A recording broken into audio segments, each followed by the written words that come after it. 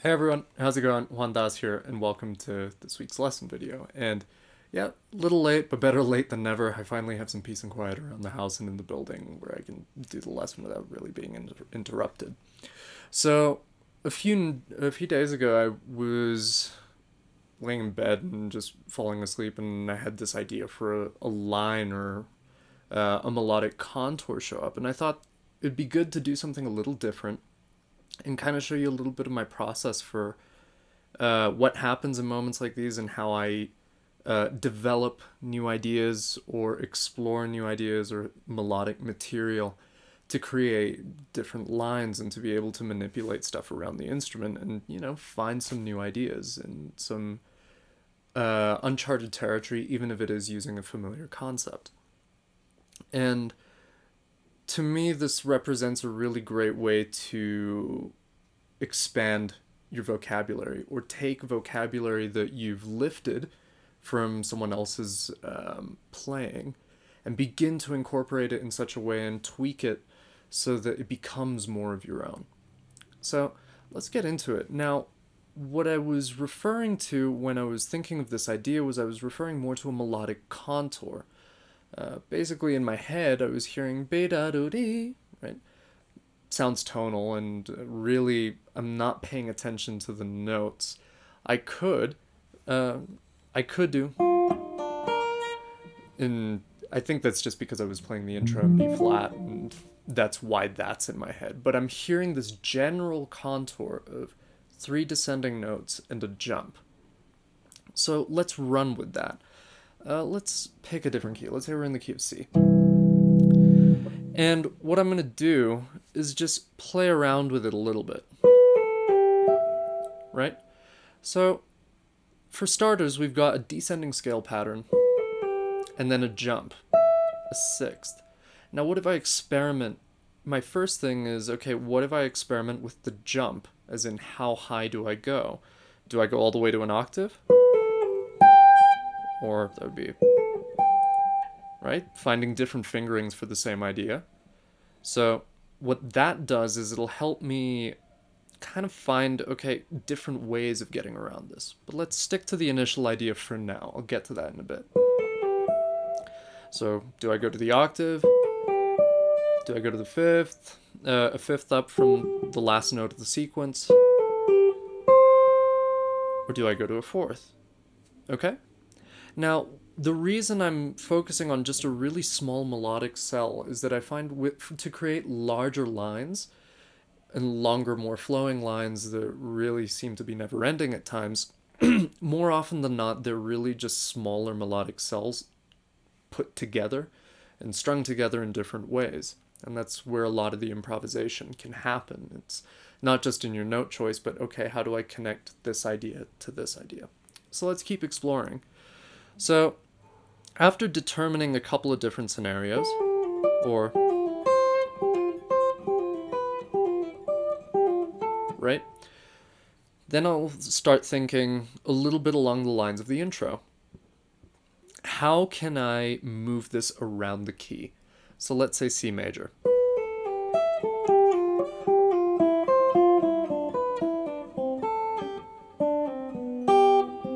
I can move it diatonically.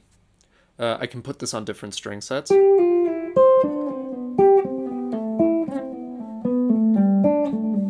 get to that little thing in a bit. So I start moving it around, and you notice I'm sticking to the pattern.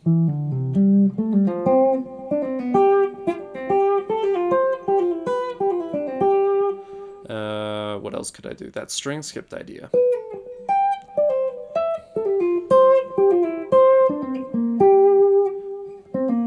Modulation. Right? And eventually, maybe stuff like that'll happen, and you'll find that this starts opening different avenues. Now, so we've covered the first step of just establishing what the pattern is and exploring that within a diatonic key, as in just sticking to one key, the key that you work on. Now, I was also thinking this idea could be chromatic, right? Or, let's say, you can add embellishments.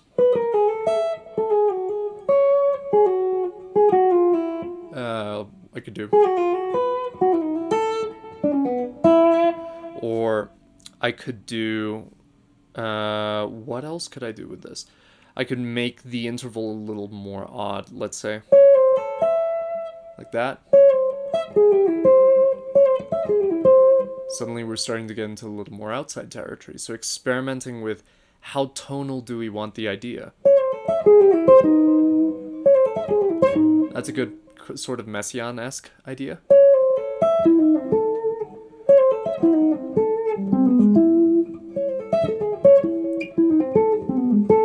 So we've established that, and I was talking about string skips. You can change the size of the interval in this case for the jump. So we've experimented with not only being tonal, but also changing the note order of the descending phrase. It doesn't have to be tonal, it could be chromatic, or some sort of chromatic embellishment, right? Or a little more abstract. That's a really cool one. And actually, looking at that pattern right now, I can do... That's a cool one for melodic sorry, not melodic minor, harmonic minor.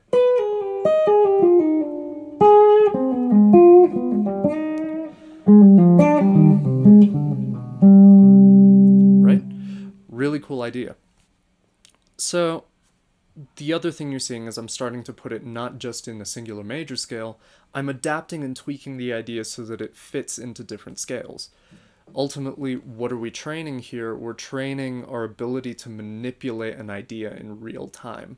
And it's a good little exploratory idea, or an explorative idea of how to move around with really limited information. So then we return to the string skips and increasing the jump, right? And this also presents different ideas, because now we can start to look at how can we connect this stuff. We can use this idea as, let's say, a launching point. Right? Or, let's say,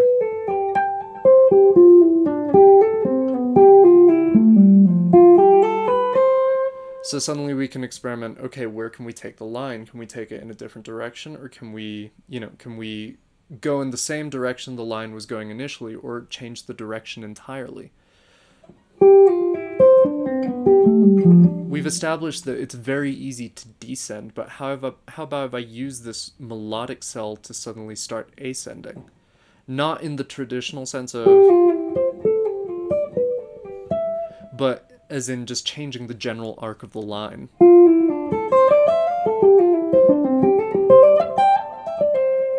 Right?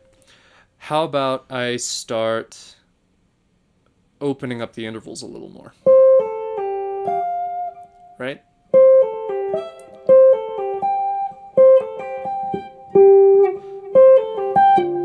That's a cool one. And you see I'm doing this kind of slow, but with a lot of intention behind what I'm doing. Really listening to how the line moves about.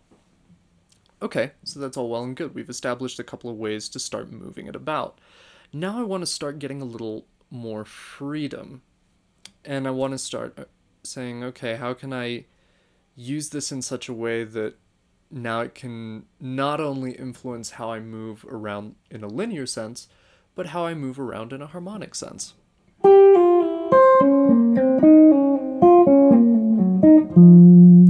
That's a really cool, interesting, abstract idea.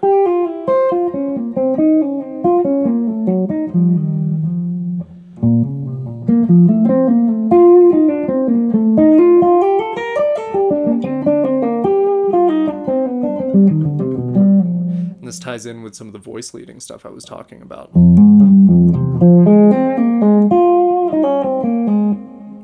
And eventually, what you end up finding is you start finding a few ways that are a little more resonant for you.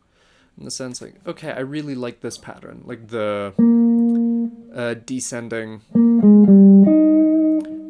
whole step and then half step. And then a sixth. Or how you can tie it together. Different fingerings. Because that opens up how you can use the idea. That's a cool idea. How about I connect that to something more intervallic?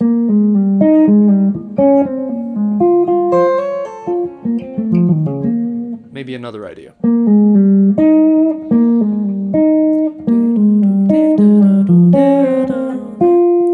Without the doubled notes.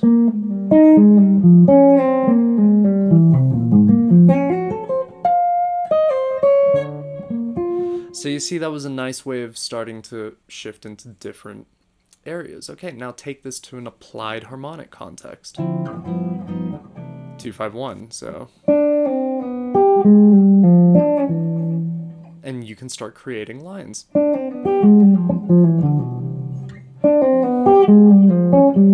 Actually.